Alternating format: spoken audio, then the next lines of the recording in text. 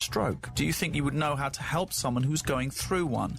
Well, today is World Stroke Day. I'm going to be speaking to Dr. Tufail Patankar, who treats stroke victims, and Saad Ali, who suffered a stroke when he was just 5 years old. So you can still get your calls in about that. If this is something that you have been through, if this is something that you are concerned about, then please do get in contact with us. Any questions or indeed any advice you can give surviving a stroke, living with someone who's had a stroke, what difference has it made to your family, how you can survive it, how you can, through therapy, carry on living a fruitful life, then please do get in contact with us here at the BBC Asia Network. We're going to be talking about strokes as it is World Stroke Day today, after the news.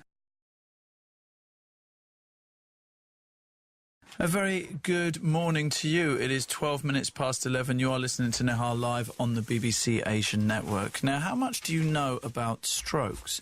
Would you know how to spot the warning signs and symptoms before a stroke struck? How can you help someone who is suffering from a stroke? If you didn't know, strokes are the fourth leading cause of death in the world, and today is World Stroke Day. I'm now joined by Dr. Tufail Patankar and Saad Ali, who suffered a stroke in 2012 when he was 5, and his father, Shafran Ali, joins us as well. Good morning to all three of you. Good morning. Tell me, Shafran, how did you notice that your son Saad was suffering from a stroke? What happened? It was Sunday morning in back 2011, December, and we just woke up normally in the morning, and Saad had a breakfast with me. It was fine, and I went out for some shopping, and I come back another couple of hours, and I've just find out, Mom says to me, Saad has been sick, yeah, and he's vomiting, and then he's not responding anything. He's just unconscious, you know. And then I've just make a call to 999 and call ambulance, and they says to me, we passed your details to the local doctor because it's not very serious, because he's only been sick, yeah. That's the way they think, you know. And what happened after that, and I've just been waiting another couple of hours. Nothing has been happening. I've got no call from the doctor, and I call again to the ambulance, and then ambulance turn up. We rushed him to the hospital, and where Saad's been had is a CT scan, and he'd been find out he has a clot in brain. So everything been done by the doctors within 3 hours, and he gone to his surgery, operated by Dr. Patankar, and this is what happened on the same day. And the device is being used by Dr. Patankar, and he opened his clot, and after that he went to another surgery, and then he stayed another 2.5 months in hospital, and he's been just fine, and he recovered very quick from the hospital, and it's been nearly 4 years now. Saad has been here, and if not been treated by the device, operated by Mr. Patankar, I wouldn't think, he'd be alive. So this is a miracle. Saad has been here with us today. So yeah, it's fantastic. Saad, what do you remember about that day? You were 5 years old. Do you remember anything? Took a picture. You took a picture? No. The doctor did? Yeah. And you yourself, you were 5 years old. In the days after you had your stroke, do you remember anything about that? How you felt? What you were treated with? I mean, it was December time, so were you off school at the time? Was it the Christmas holidays at the time? Because you presumably you were in reception at that point, or year one. I think year one. Year one of school. And you don't remember anything that happened to you? When the doctors were trying to explain to you what a stroke is, do you understand what a stroke is yourself? Do you know? Did they explain it to you at all? What had happened to your body? No. Okay. Dr. Patankar, for someone as young as Saad, I mean, this is highly unusual, isn't it? It is. Yeah, it is. It's very unusual. People don't think children get strokes. It was a shock even for me. It was when I got called about 1 o'clock in the morning. I think it was about 1 o'clock in the morning, and I live in Manchester. I work in Leeds, and I got a call from a colleague from Leeds and said, there's a child who's got a stroke. And I said, are you sure? And the neuroradiologist, my colleague Dan Warren, is pretty good. He said there is a stroke and there is this clot. So for me, I didn't have any scans, but I have to trust my colleague, and I was pretty sure. He says stroke is a stroke. All I need to know is how the child was. And I had then spoken to the doctors across, to different people, and they said he's pretty much comatose, he's going down. And when you have a blockage of a blood vessel like that, survival is only 2% without any treatment, so 98% chances you will die from that occlusion. So I drove across and came in, looked at the scans, saw him, and we decided we're going to do the treatment.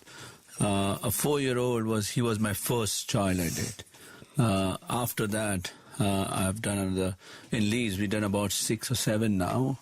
But in UK, in total, there are only 9 cases I know of done. So while Leeds of children? Of children. Only 9? Of that, 9 who have undergone thrombectomy. Or, there are other types of strokes too that children can get. But we're talking about children getting strokes that can be treatable by this technique, where they get a large, big clot. There are different types of stroke with a clot coming in. So he was the first one I treated. And I remember when I went in, I was kind of speaking to my colleagues. At that time of the night, it's very difficult to find somebody. So, across US it's easy because it's the morning time. So I rang up a friend who was there, and he said, well, let's probably use the stent we use in adults. And we just had a chat. And by the time I reached the hospital, then we had a plan. I think, and after that, a lot of people, we have a very good pediatric neurologist, so they have become very strong, and once you know it, then people start picking it up. Yes, so fun. Are you okay? I mean, in terms of what Saad has been through, this was now 3 years ago this happened. 4 years. 4 years ago. In those 4 years... what has changed in him? How has it affected?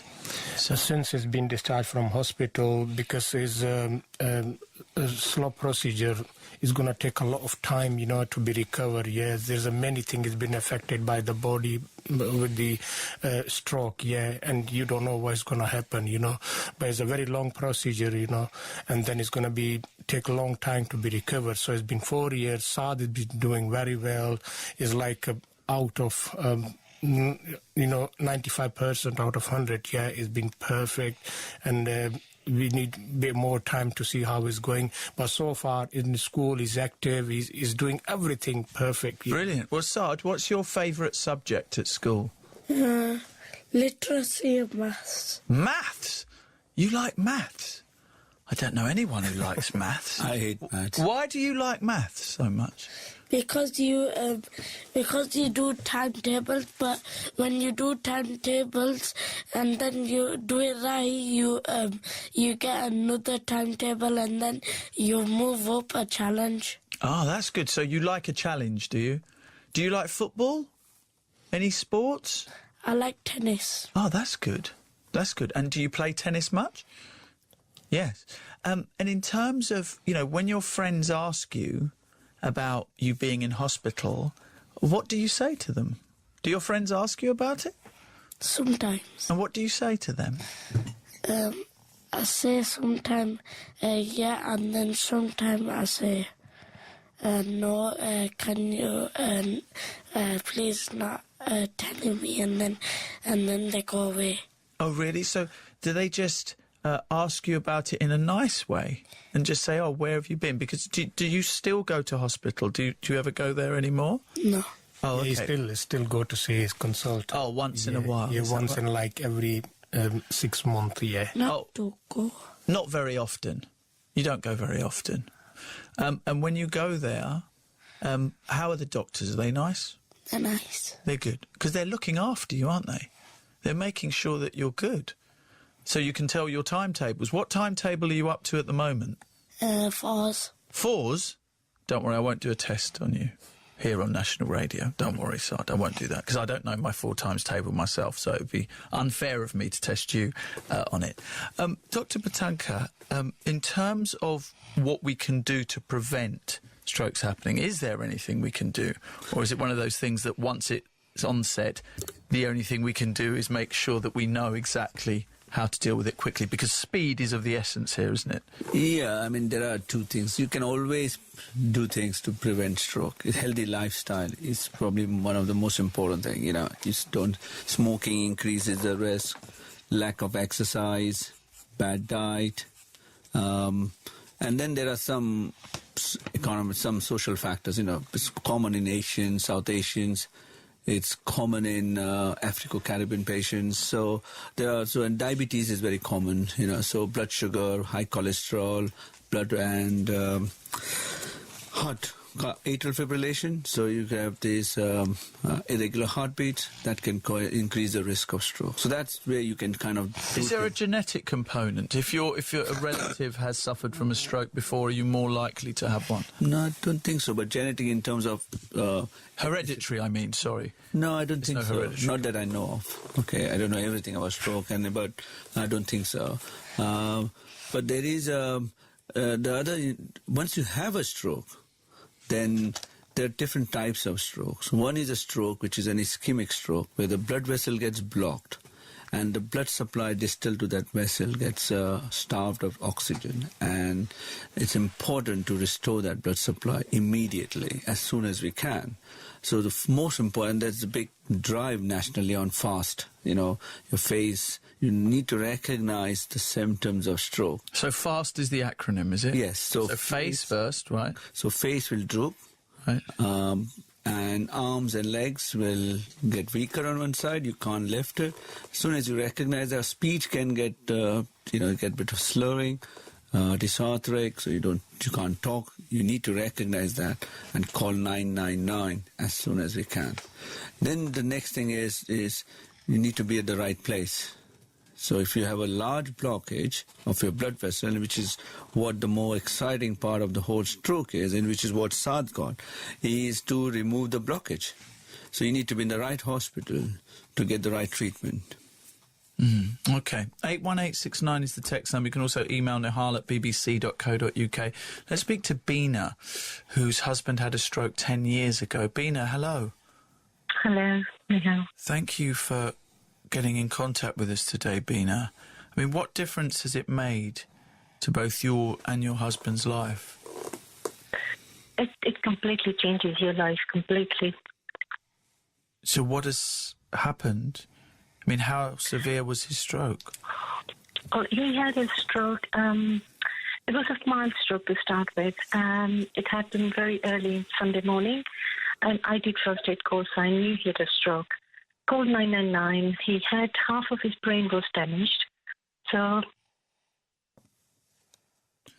you are now a full-time carer for him? No, he's in a nursing home. So I go there every day.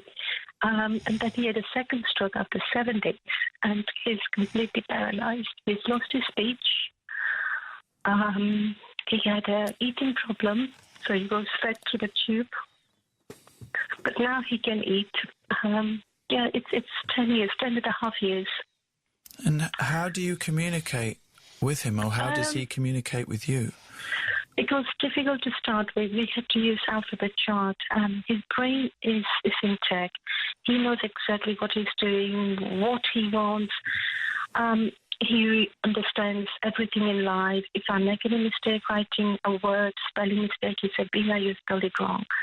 So his brain hasn't been damaged on that side, but he hasn't got any physical movements whatsoever. His speech is a little bit there. I mean, if you spend time with him, you'll understand what he's saying.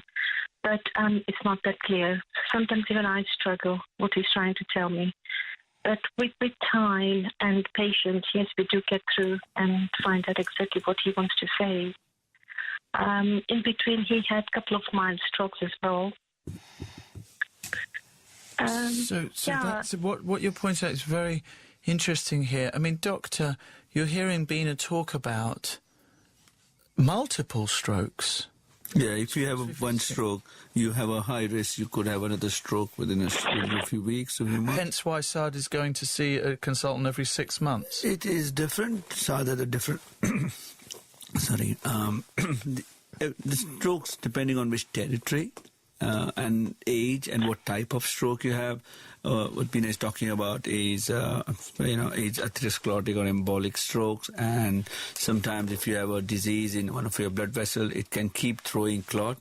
But Saad, he probably had some damage to one of his blood vessels, maybe while children can be playing and they can have that. Sometimes dehydration can cause that, particularly in children, because they're small and they can get, and that's what probably we thought that was one of the reasons why Saad had a stroke.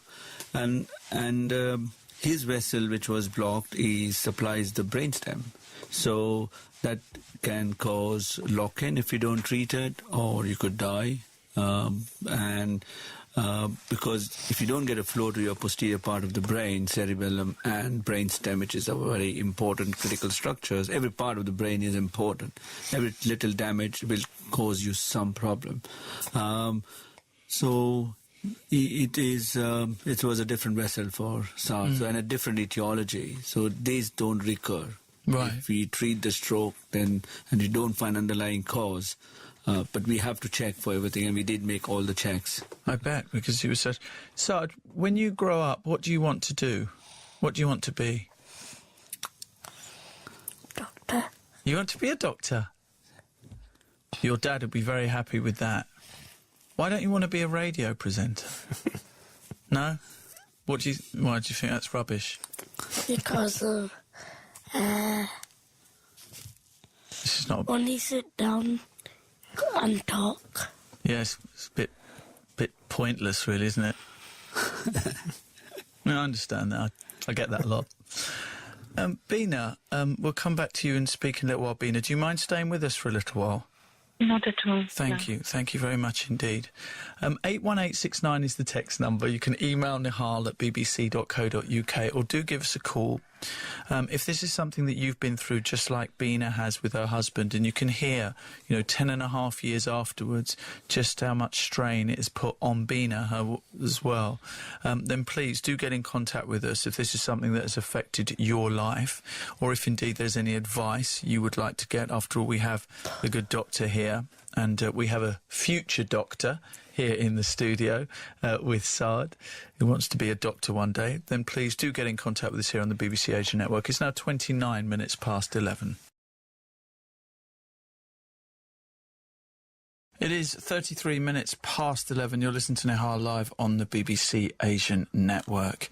We're talking about strokes because it is World Stroke Day. And Bina got in contact with us because 10.5 years ago, her husband had a stroke and has since then had a series of strokes. Bina, your husband receives round-the-clock care. But yes, he does. How much support do you get? None. Do you have sons, daughters? I've got one son. He's 24. When this happens, suddenly they move away from me. But Are you okay? yeah, I'm fine. So you have to deal with this every day? You visit him every day? Yes, I take his lunch every day. I do part-time work and take care of my husband. And you don't have any brothers, sisters that can help and support you? Oh, I've got lots of brothers and sisters, but when this happens, so long term, everybody moves away from you. They all got their own lives.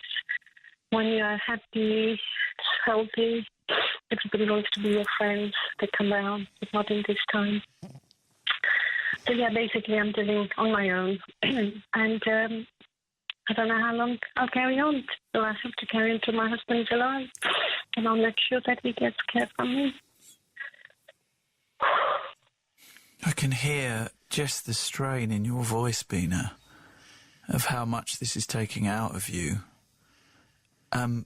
Is there an association that can help people like Bina, who's in this situation where her husband, understandably, is receiving the care that he needs, but Bina is the sole carer, and we can hear this in her voice?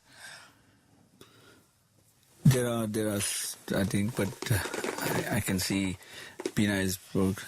They're not easy to access, all of them, but there are stroke associations. There are GP, through the GP network, through the social care, that there can be some help, and that might needs to be discussed with our physicians who are looking after.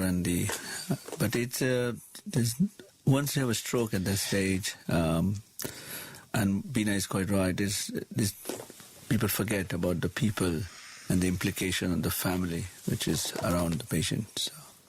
So. Bina, have you spoke to any carers associations? No, I haven't. Do you think it's time that you did? What are they going to do? They're going to talk to me. By talking, it doesn't take the pain away. No. It doesn't help anyhow. It doesn't help. You need family support.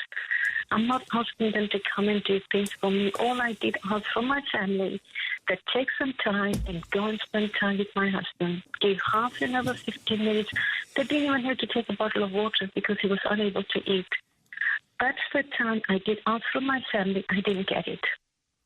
Not financial help, not for them to come and cook my dinner, clean my house, to pick my son from school. Didn't ask any of that. Just their time to go and sit with my husband for half an hour. When I didn't get that, what else can I get from this world? Do you know what, though, Bina? Sometimes it is the help and the love of strangers that actually helps. You're not alone in this. If you go to the Stroke Association website, I do understand what you're saying and why perhaps you don't feel as though that you will get the kind of help, and I can understand how angry you are with your own family for not helping, but there is help there. There are phone numbers exist at the stroke.org.uk website. There is advice for carers, and while you feel that your family have abandoned you and your husband, there are people out there who are probably in similar situations than you, and just sharing your experiences might help a little bit, Bina. Michael, I'm the youngest in the family. I've got 7 brothers and sisters. I'm the youngest in my family. And do they all live here, your brothers and sisters? Only 2 live abroad. The rest are all here. And do they live in the local area? Or do yes, driving distance, 20 minutes, half an hour. And in the last year, how many times have they visited your husband? Well, they'll come on Diwali time, and I said I'm having a dinner for him. So I bring him home weekends and of special occasion, whatever. They'll all come and join for dinner. But they don't have time to go and see him, and that really hurts. Oh, so they'll come to your house, but they won't go and visit him? Uh-huh. So in the last year, how many times have they actually visited him? One of my brothers, he did go a few months ago for half an hour. I was there with him. They came. But the other brother, he has not been to see him in what, last 7 years? 7 years? Uh-huh. But he did come to Diwali dinner last year at our house. And I said, if you don't want to go and see my husband, I didn't tell him on his face. But how can they come and sit in my house and eat food with my husband? And how about your husband's siblings, his family? He's got 2 sisters. One sister, she goes whenever she can, and the other sister, she's abroad.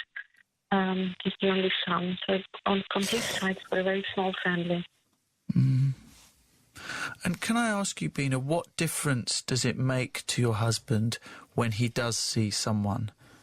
Oh, it does, because to see your own people, it does make a difference. He's in a nursing home, which is an English nursing home.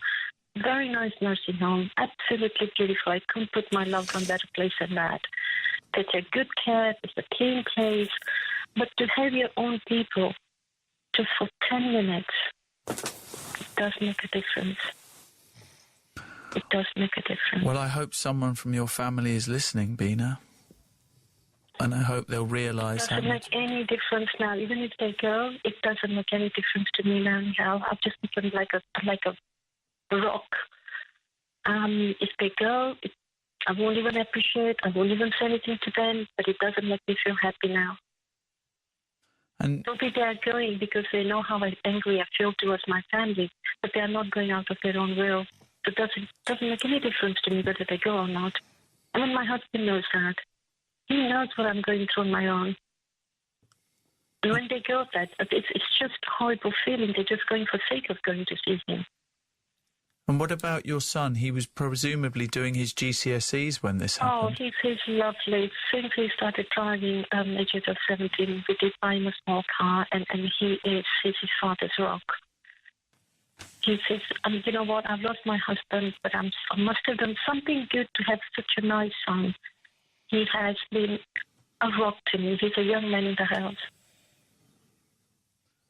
Thank you for being so honest with us today, Bina. I think that your story would have touched the hearts of many people listening to the BBC Asian Network today. It's not easy to go through, you. It's not easy. Bina, can I suggest, if you are online in the house and you have a computer, please go to stroke.org.uk, the website, and there is a section on their website which says support for carers, and just please just give them a call if you can. Just give them a call, because I don't like to hear you like this. No one listening likes to hear you like this, and feeling as though that apart from your son you're completely alone and going through this. So when you have the time, can you promise me you'll just make that call? Yeah, I've done it for 10.5 years. I'm not young. I'm going to be 60 soon. I can do for another 10 years. I don't want anyone to go out of their way for myself or my husband now. I've become so selfish in my own self. He's my husband. I'm going to take care of him. Whether it's right or wrong, I'm not too sure. But that's how I feel. I'm so angry, bitter to the human race.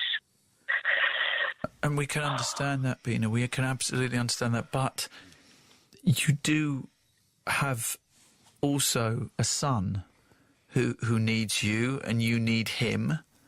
And you have to be well yourself, Bina. And we can all hear that this has taken, understandably, a massive toll on you. And I know you're strong, I know you're brave, and I know you're loving, but this is a very difficult time. And there is help out there. If there is help out there, then just make that call. You know, not everyone is like your family who you feel don't give you support. Not everyone is like that. So you can call someone and get some support, Bina. Thank you. I do understand where you're coming from, and I understand how you feel, but there is support there. Do you have a pen to hand? Yes, I do. Can I give you a number? Thank you. Yes, please. It's 0303 Yeah. 3033 100. Now, that is the Stroke Association's helpline. They are there on purpose to help people like your husband and you. You're not putting them out of their way, because that's what they do. If people like you don't call them, then they don't need to exist. They exist purely to help people like you and your husband. That's their job. You know, my husband gets absolutely beautiful care. He's not deprived of anything. That's fantastic to know. 24/7. But we're all... That is... But we're all worried about you, Bina, as well. I'm fine. I can walk, I can talk, I can do things. It's my husband I care. I just want family to go and sit with my husband. That's all I'm asking, and I have asked. Nothing to do with me or my son. We both are good. We can look after each other. It's that poor man who's suffering. He's so lonely. I can go out and work or speak to different people. Where can he go? And this is what my family didn't understand. Well, Bina, we have to leave it there, but please, can you dial that number at some point? Yes, I will. Promise? Thank you. Yes, I will. Okay, Bina, thank you very much indeed. There you are. We hear the effects that stroke have on not the person who's had the stroke, but of course the people who are left to care. I mean, Bina said it there, that she's essentially lost her husband. In a bit, we're going to be speaking to Yasmin, whose husband died one day after having a stroke while they were on holiday. And we'll speak to Yasmin after we take a break for some music. It is coming up to 51 minutes past 11. Let's hear from Yasmin, who's only 45 years old and has got in contact with us because her husband passed away from a stroke when they were on holiday. Yasmin, good morning. Morning. How long ago did this happen, Yasmin? Last year. So you have two children. How old are they? My daughter's 20 and my son's 7. So tell me what happened. What did you notice on the day beforehand? Nothing. He was just not feeling too good. He was not feeling very well. And nothing unusual. He was just very cold. Then I went, obviously being on holiday, I went out to get some takeout because he didn't want to go out to eat anywhere. When I came back,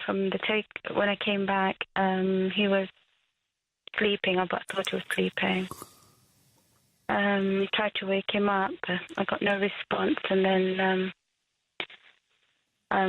he was sleeping inside the bed covers, so I pulled the bed covers back, and I noticed he wasn't responding at all, and he had this look on his face like bewilderment. And I tried to whereabouts? get him out. Sorry, Yasmin. Go on. I tried to get him up, but he fell on the other side of the bed, obviously, because he couldn't support himself, and I didn't know that what had happened. What country were you in? In South Africa.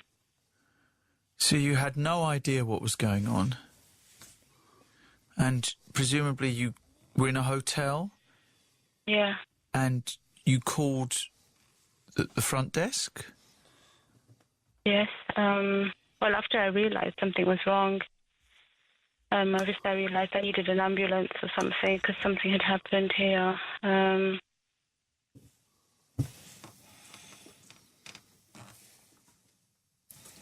then? I told the front desk. Didn't get any help from the front desk. But we knew some people who lived outside Johannesburg. So I contacted them, and then they called the ambulance for me. I took him to the hospital in the ambulance, and when we got there, it was like pay first before we even look at him. So I had to pay money first before they looked at him. And then they said he'd had a stroke. He spent the night in hospital. I wasn't allowed to stay with him. I came home. I came back to the hotel early morning. Then I went back again very early in the morning, and we waited for the doctor till about 11 o'clock in the morning, the doctor to even come and see him. And obviously I was alone, frantically, you know. My son was 6 at the time. My daughter wasn't with us, but my son was. And then he was bewildered because, you know, 1 minute his father was okay, the next minute, in about 10 minutes, his father was like a vegetable, basically. That's what my husband had turned into. We waited till then, and when they did the test and everything, by the time the results came, it was too late. It was already gone. Even though I had to pay for every single treatment, every single blood test that he had done, every single chest X-ray or any test that needed doing, obviously I had to pay for it up front. But by the time the results came back, it was too late for him. He was already gone. So, Yasmin, if it had happened to him in this country, do you think he would still be alive now? I don't know about alive, but maybe it's got a better response. I'm sorry. No, don't apologise at all, Yasmin. Are you receiving help? Have you got family support? Oh yes, I have a good family structure. I've had a lot of support from my family. My mum and dad came out there. I think my daughter was here, so obviously she came with them, and they came straight away to be with me. My family's been amazing, absolutely amazing for me. But nothing can. I'm married for 21 years. Nothing can take away that loss, that emptiness that you have. Whether your husband is, like Bina's husband, or whether he's still there, even though he's ill. But nothing can replace that loss. Yeah. Nothing, absolutely nothing. Now with my kids, each suffering their own personal thing. One can't believe her dad's gone. My daughter can't believe her dad's gone, and she's never going to see him again. And she's suffering because she didn't say goodbye. My son's suffering because he saw too much. A 6-year-old to see his father in ICU, wired up to all these tubes, like a vegetable, not responding, nowhere for me to leave him, because obviously where could I leave him? He was there with me the whole time, and it was just too much. Then coming here and, being a father and a mother, and it's just been very difficult. I can imagine. Yasmin, thank you for speaking to us on the BBC Asian Network today, Yasmin. Aruna is in Slough in Berkshire. Aruna, good morning. Good morning, Neha. Now, your brother had a stroke in 1994. That's right. And how is he now? Did he survive? Yes, fortunately. We had no hope of his survival. He was 42 when he had a stroke. He was unconscious for 7 days. We had no response from him. And then my mother was in India at the time. We called her over, and it was amazing. He responded to her voice. And then gradually, he woke up, came round. He had no speech. He didn't recognize anyone to start with. Then he knew who we were, but he didn't know our names or how we were related. Nothing. My mother, yes, he knew my mom. But, we were told that even if he recovers, he will be like a cabbage. But, and it was me and my other sister who were prime carer, because my mother, obviously was at home and couldn't stay too long with him. So I used to stay around a lot, and in fact, I used to wait for the consultant outside the door so that I could talk to him by himself. And I said to him, look, he's a young man, please do something. And I'm a retired midwife, so I know more about it, and I knew about places of rehabilitation stroke units around the country. Mm. And the nearest one would have been Northwick Park, which was recently opened. So as my brother recovered a bit, the speech therapist helped a lot, and she was the one to give me a hope, to say, don't lose hope. Don't just give up. He will do it. Mm. So then 6 months of being in one hospital, do you want me to name it? No, it's fine. Unfortunately, though, we have run out of time, Aruna, but thank you so much for sharing your story with us, and we will come back to this for a few minutes after the news.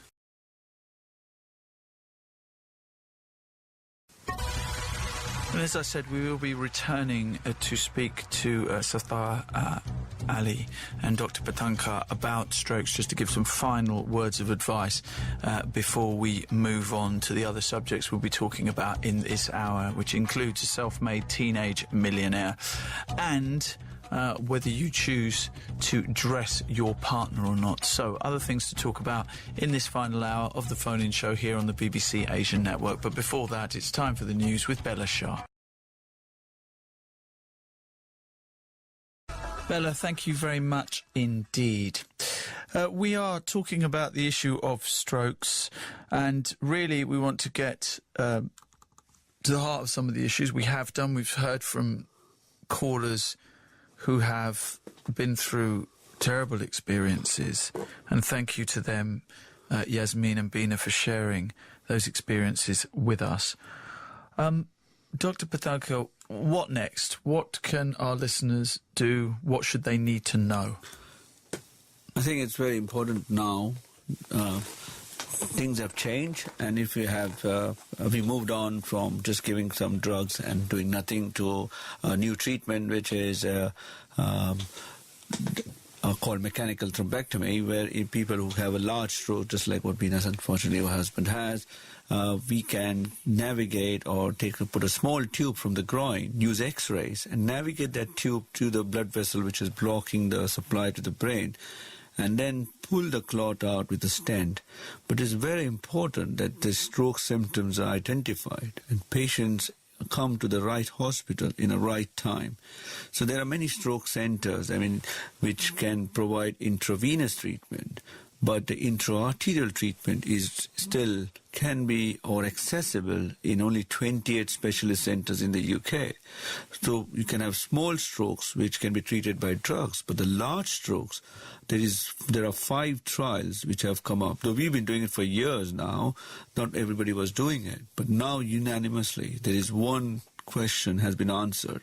Large vessel strokes, big strokes, the treatment of choice is endovascular treatment, or physically taking the clot out using a stent or suck the clot, but you pull the clot out from the brain. And the earlier you come, the better it is. And earlier in the right place, you can access the treatment.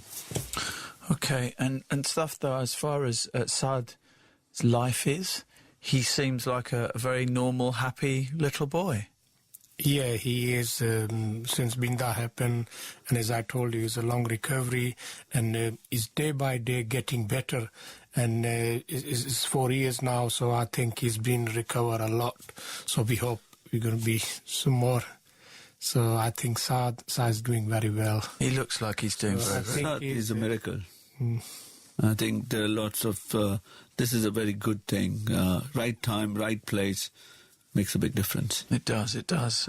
Now you can go to the Stroke Association's website. If you just put into whatever search engine you use on the internet, Stroke Association, it will come up, and then you can, of course, have a helpline number there and receive any information that you need. And as I said to Bina, if you're someone who's caring for someone who suffered from a stroke, you don't need to be suffering alone. Care, you don't need to take it all on. There are people whose job it is. You're not putting a burden on them by asking for help. It's now 7 minutes past 12. Safdar and Dr. Patankar, thank you very much for coming in today on World Stroke Day.